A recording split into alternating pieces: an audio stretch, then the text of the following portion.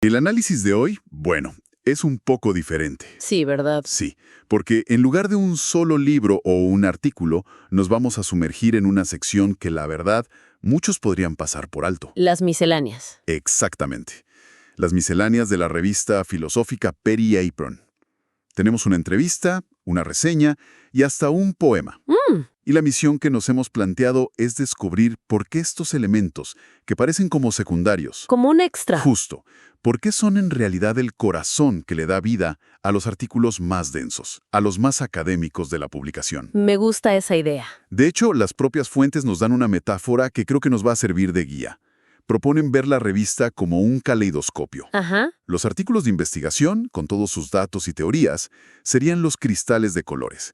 Pero estas misceláneas, la entrevista, la reseña, el poema, Son la luz y los espejos. exacto, son lo que permite que esos cristales formen patrones con sentido, que cobren vida. Y hoy vamos a explorar justo eso, cómo esta sección construye lo que ellos llaman un manifiesto de la transcomplejidad viva. Es que esa metáfora es perfecta, porque no se trata solo de complementar, sino de integrar. Claro. Vamos a ver cómo la experiencia humana de un filósofo, la audacia de una nueva teoría y la sensibilidad de un poema se entrelazan. El objetivo es ofrecer un conocimiento que es riguroso, por supuesto, pero a la vez profundamente humano. Entiendo. Uno que no separa la razón de la emoción o de la ética. Ok. Transcomplejidad viva. Suena bastante intimidante para empezar. Ayúdame a entender. ¿Es una teoría académica súper abstracta? ¿O es algo que se puede aplicar, digamos, a una forma de ver el mundo en el día a día? Es una excelente pregunta. Y la respuesta, creo, está en la primera pieza. La idea es que sea las dos cosas. La transcomplejidad busca entender el mundo como un tejido de cosas interconectadas. Y eso aplica tanto para la física cuántica como para, no sé, tomar una decisión en nuestra vida. Bien, Y para entenderlo, lo mejor es empezar por el lado humano. de acuerdo. Pues empecemos con la pieza que le pone un rostro, una historia, a toda esta filosofía. La entrevista, Sí, la entrevista con el doctor José Rafael Saa Méndez, el director de la revista. Su biografía ya es en sí misma un ejemplo de lo que hablan. Viene de orígenes humildes en el llano venezolano, se forma en latín y teología, luego pasa a la gerencia y, bueno, termina en la investigación transcompleja. un camino nada lineal, ¿no? Para nada, pero lo que más me llamó la atención es su definición del acto de pensar. Él no lo ve como un ejercicio frío, para nada, sino como, y cito, la aventura más maravillosa que puede desarrollar ser humano alguno. Uf, qué frase. Choca totalmente con la imagen que muchos tenemos de la filosofía como algo estático, ¿no? Una pieza de museo.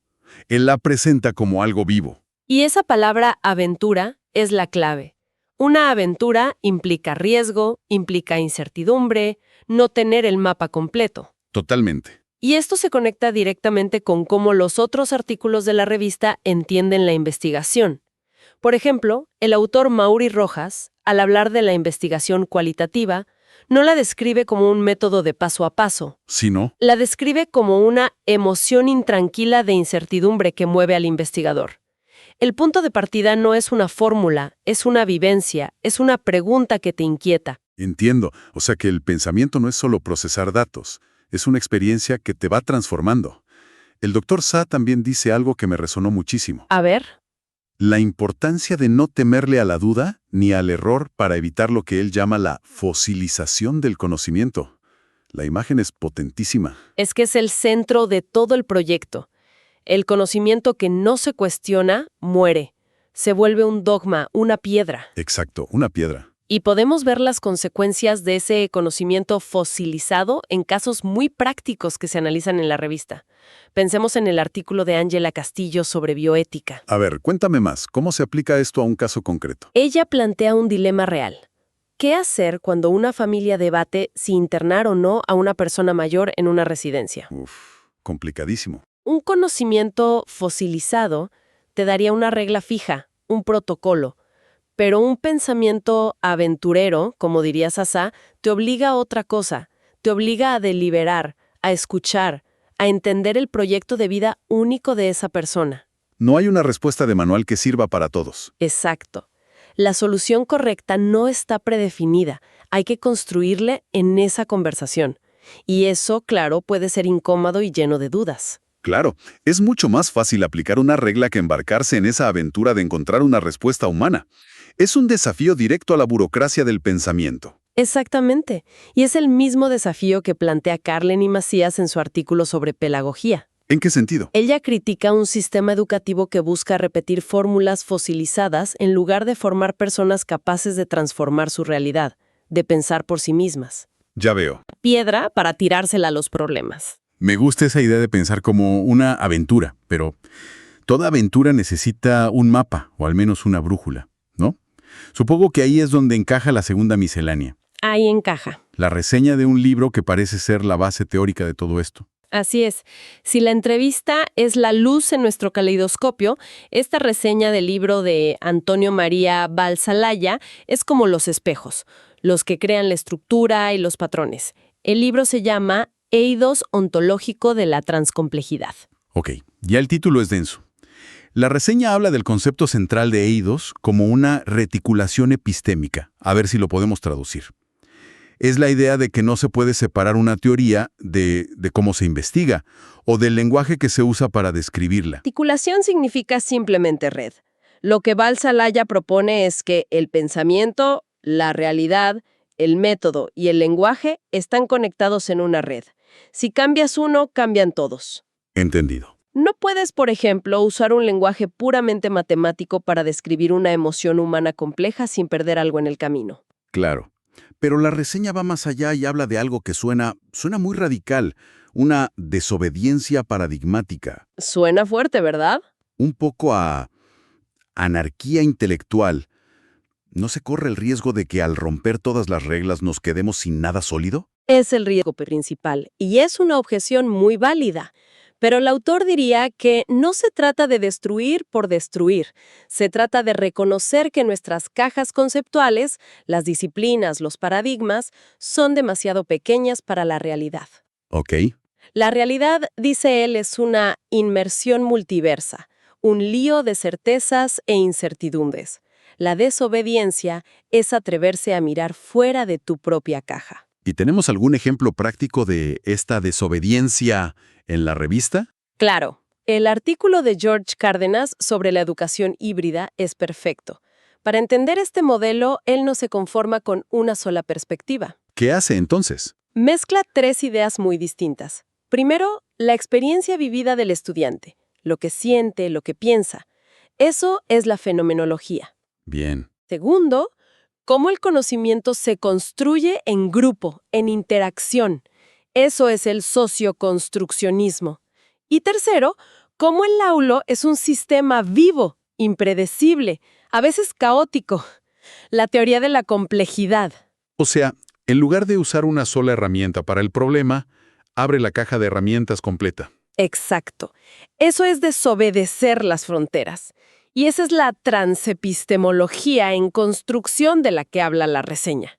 No es un sistema cerrado, es una forma de construir conocimiento sobre la marcha. Ya. Y vemos esta misma ruptura en otros campos. El ensayo de Francis Saavedra sobre la ecosofía, por ejemplo. Ecosofía, otro término nuevo. Para quienes no lo conocen, hablamos de una filosofía que no pone al ser humano en el centro de todo. Precisamente, el paradigma dominante en Occidente ha sido el antropocéntrico. La naturaleza como un recurso para nosotros. La ecosofía es una desobediencia frontal a esa idea. Le da la vuelta. Totalmente. Dice, somos solo una parte de un sistema mucho más grande.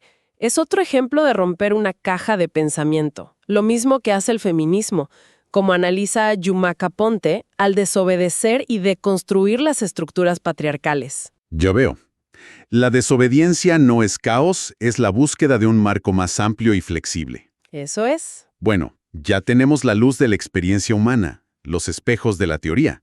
Nos faltan los colores, ¿no? La parte sensible, la emoción. Y ahí es donde entra la última pieza, que es un poema. El cierre perfecto del círculo. Es el poema Filosofía Vitae, de Ender Agustín Criollo Criollo. Y su rol es fundamental, porque aporta la dimensión estética. Es algo que incluso se menciona en otro artículo, el de Caterina Gómez sobre la educación STEAM. La A de STEAM. Justo. Ella recuerda que la A es de artes y que integrar la sensibilidad artística con la ciencia es crucial. Este poema es la A en acción. El poema tiene unas imágenes muy potentes. Habla del viaje perenne del espíritu que conecta con la aventura del Dr. Sa. Sí. Pero luego usa conceptos como la fractalidad de Uroboro de la realidad. El Uroboro es la serpiente que se come su propia cola, el símbolo de lo infinito. Pero, ¿qué significa que la realidad tenga una fractalidad de Uroboro? Es una imagen poética increíblemente precisa para describir la teoría de la complejidad. ¿En serio? Sí. Un fractal es un patrón que se repite a diferentes escalas. El Uroboro es un ciclo que se alimenta a sí mismo. Juntas, las dos imágenes nos dicen que la realidad es un sistema recursivo, autorreferencial, donde las mismas dinámicas se repiten desde lo micro hasta lo macro. O sea, ¿el poema no está adornando? No, está usando una metáfora para explicar una verdad científica muy profunda. Entonces, cuando el poema concluye hablando de despedazadas realidades, ¿no se refiere a que el mundo esté roto en un sentido negativo? No necesariamente. Resuena con lo que el famoso pensador de la complejidad, Edgar Morin, criticaba: la fragmentación del conocimiento. Claro. Dividimos la realidad en pedacitos, biología, historia, arte, y olvidamos que eran un todo. La poesía, con su lenguaje, tiene el poder de volver a unir esos pedazos, de mostrar las conexiones ocultas. Hay otra frase en el poema que me dejó pensando. Lo interior es un afuera cósmico. ¿Cómo interpretamos eso? Esa frase nos lleva de vuelta al inicio de nuestra conversación. Sí, Conecta la experiencia subjetiva, nuestro universo interior, con el todo, con el cosmos. La idea de que el microcosmos refleja el macrocosmos. Y esto tiene ecos en toda la revista. a ver. Nos recuerda la ontofenomenología de Maury Rojas, donde la experiencia vivida del investigador es el punto de partida. O al docente del texto de Carleni Macías, cuya vivencia personal es clave. Entiendo. Y incluso conecta con el ensayo de Alejandro Tovar sobre la salud mental. ¿De qué manera? Tovar define la salud mental no solo como la ausencia de enfermedad, sino como un bienestar holístico que incluye una dimensión espiritual. Una conexión con algo más grande. Ahí está. Ese es el afuera cósmico manifestado en nuestra psique.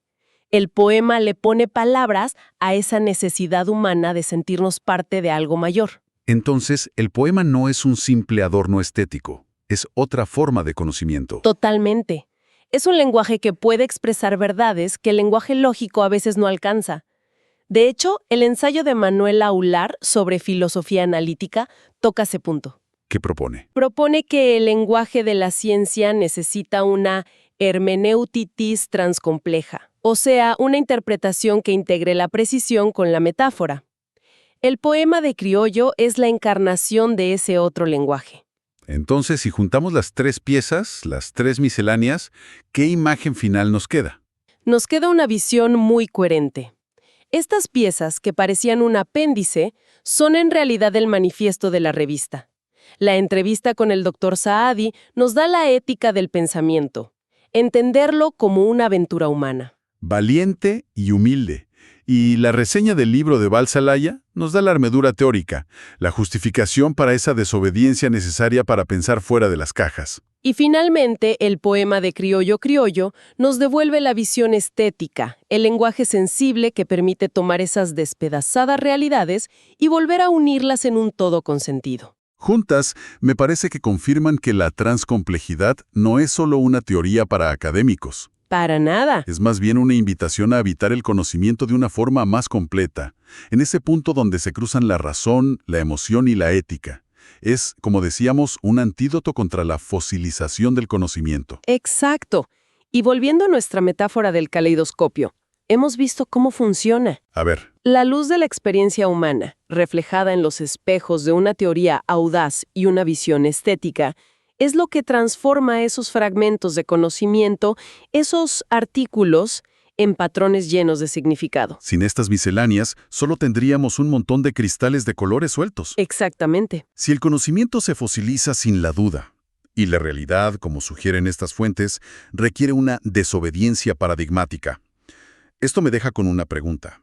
quizás la reflexión final para quien nos escucha podría ser: ¿cuál es el paradigma personal o profesional que más necesita ser desobedecido para empezar a ver la realidad de una forma más completa, integrada y sobre todo más humana?